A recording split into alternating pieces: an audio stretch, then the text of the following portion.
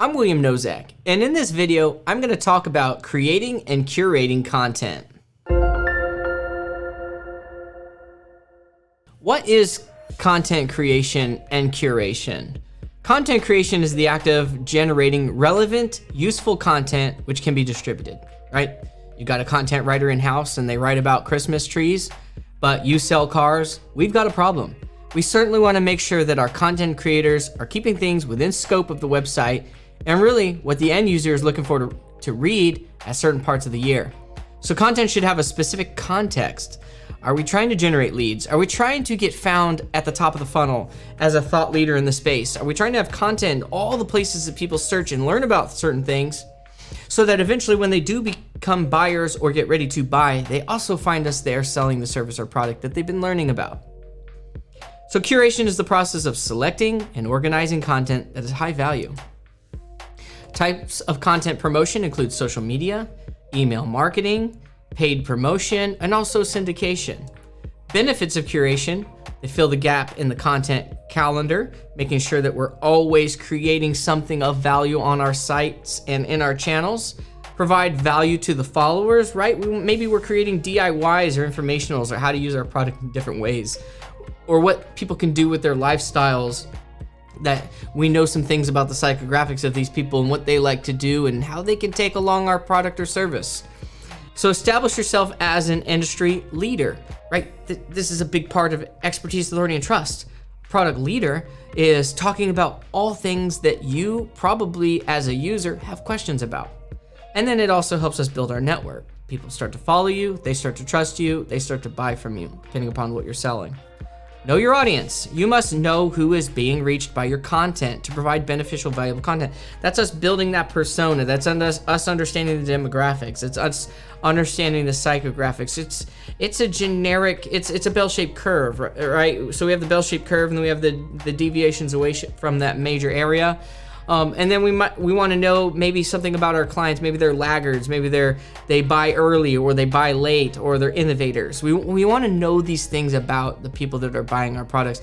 And the larger the scale, the harder it becomes to know these things, but these aggregate pieces of information are super valuable when targeting our messaging in our marketing campaigns. The audience that consumes the content is vital to proper organization and distribution of that channel. Of that content. What channels are they on? Are they on Twitter? Are they on Instagram? Are they on YouTube? Are they digesting that content in video? Are they readers? Are they reading it? Do they want 2,000 word posts? Do they want 10,000 word posts? Do they want to download a piece of information and read it at home? Do they want to listen to a podcast, read it in a book? These are things we need to understand about our audience to really fulfill that pipeline component of our marketing strategy. For example, if content is technical or advanced, the audience will be very niche. I like to say you should have components in the top of the funnel, 30,000 foot view, components in an article, 10,000 foot view. And if that's the case, I even like to have some components down there in the weeds, some technical stuff, so that if all of those people, from the technical to the 30,000 foot view reader reads it, they all feel like they've gained something. There are several people that do this really well. And maybe they're just strictly technical people and it really, the whole article stays in the weeds. You really want to find that mix for your audience. Add your own take. And one more point about that. The way you digest that content is not necessarily the way your end users are going to digest that content. Remember, we're not always downstream like our end users are. So add your own take. Add a personal touch to content to improve the worth of sharing it. A lot of times, we should have someone writing for our company. You certainly can't be the CEO, the business owner, the marketer, and the content writer. Sometimes you have to be, and you might start off that way. And having a great skill or service matched with great writing is really a recipe for winning in today's age. But we want to personalize our content, our swing, and our understanding of knowledge, and really that's our value proposition. That really helps people to understand whether or not they're the perfect buyer for your service or product anyway. So personalized touch takes place in the messaging, the style the content's written in, and even the information that is shared. Are we going technical? Are we writing it with a high school level of reading comprehension that's needed, a collegiate level, a 5th grade level? How are we presenting those things? Are we having a lot of imagery, videos? Really, this whole thing is going to define that end user and that bulk or that scalable group that comes back and doesn't bounce, uses it, shares it, likes it, and then converts from it. So the more humanized and recognizable the content is, the more enjoyable and easy to read it will be. Most people want to comprehend when they read. They don't really want to have to read it 10 times. Some people do want that. They want to read it, and then everybody has to read things that are a little bit further than their comprehension, right? That's education and learning. But maybe your buyers or end users aren't in learning, and that's you understanding your persona. They don't want to learn, they just want someone to do it. Or maybe your end user wants to progress their own knowledge to a certain point, and then there they are, there's that point where they know they need your service. These are the ways we're going to use our content strategies and how the content's going to be written. Personalization adds authority and thought leadership.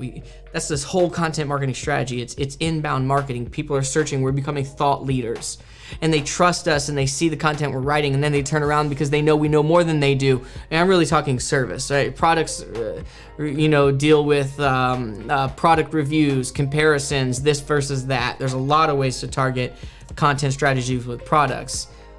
Always fact check. In the marketing space, things are changing all the time, right? We're at the bleeding edge, but not every business is at the bleeding edge. So there really is a good way to stick with just good data that has been fact checked and everybody accepts as a recognizable authority. It's be cautious when you're using stats or information that people are gonna be like, yeah, that's not true. That's when you might want to source or cite where you got that information. So avoid sharing incorrect or untrustworthy information.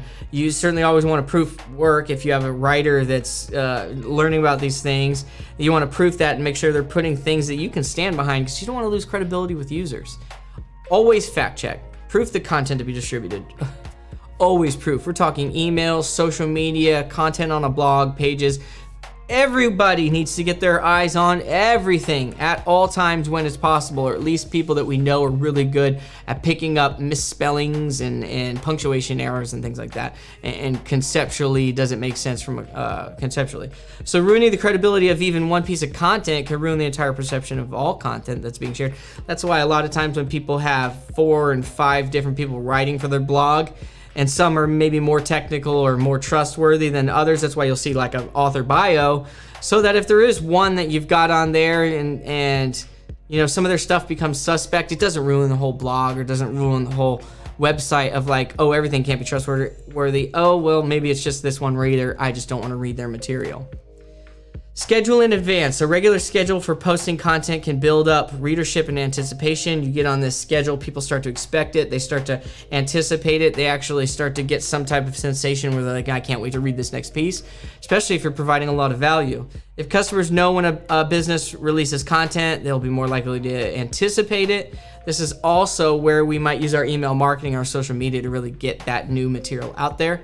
Have an open, easy to understand schedule for all content that's curated. Really, it's important to be able to communicate across many lines, because there's usually several people on your marketing team handling those things, from the research to the writing to the proofing to the publishing to the schema markup and things like that. And then even the person that may go back and make some modifications in time or add to or additions. So step 1, social media. Promoting high quality or shareable information on social media can expand the reach of a business. Obviously, there's people there that are interested in your business. They trust you. You've got something really good that's posted to your website or published to your website. Share it in the social media. See how it gets kicked around there. See what type of content gets shared more in a LinkedIn channel, in a Twitter channel, in a social media or Facebook channel, what gets picked up by people, etc. So we really want to use our social media channels to distribute that content. And then email marketing, this is a no-brainer. We've got emails of people that have shown interest that we know are potential buyers and end users. So we want to push that content out there so that they don't randomly have to find out on our social media or randomly on Google when they do a search and we pop up in position 3 or maybe page 3. We don't have to have them stumble upon this resource from us. They already trust us. email them that, especially if we know they're interested in learning more about those things. And it shows them that we're progressing as the thought leader. They can trust us. Oh, by the way, they needed to buy something else from you. Perfect opportunity to get them back acquainted with you, back into the lead to sale pipeline. Paid promotion. We're a lot of times we're going to be buying ads. We're going to be buying promotions of content that we've made. This is really common with video. But it also helps us to just push out that messaging, push out that content, and allows it to resonate with maybe different avenues, whether it's display or ads in Google or Facebook. And then how do we check to see if paid promotion is helping push this content? We're going to look for bounce rates, click-through rates, leads, sales, and that's going to weave back knowledge to us to work that messaging that really shows better bounce rates, better click-through rates, to say, hey, this way we message it really gets us more leads.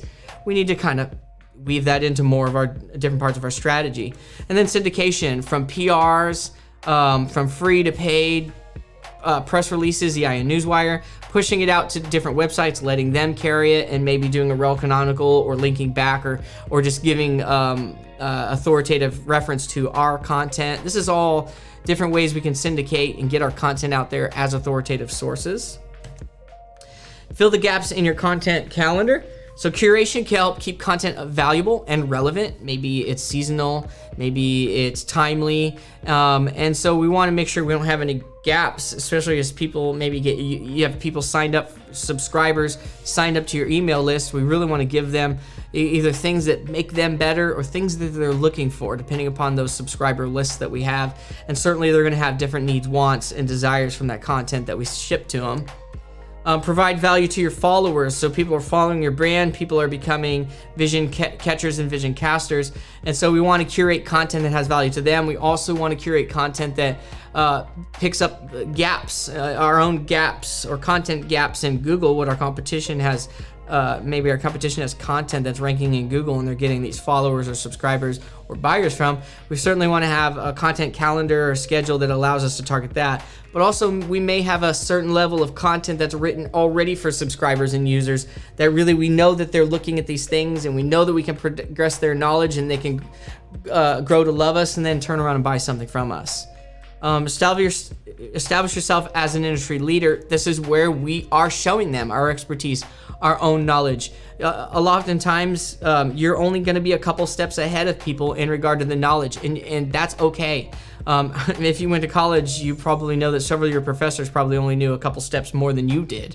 Right? You can relate. So establishing a thought leader isn't necessarily, hey, I'm 500 miles in front of you. It's just I'm a little bit in front of you.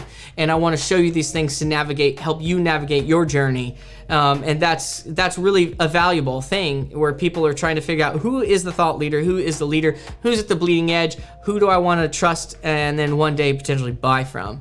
So this is establishing your name, putting your name on content, allowing your name to be seen in lower thirds on videos, being invited to podcasts and different things. This is all going to help establish yourself as an industry leader.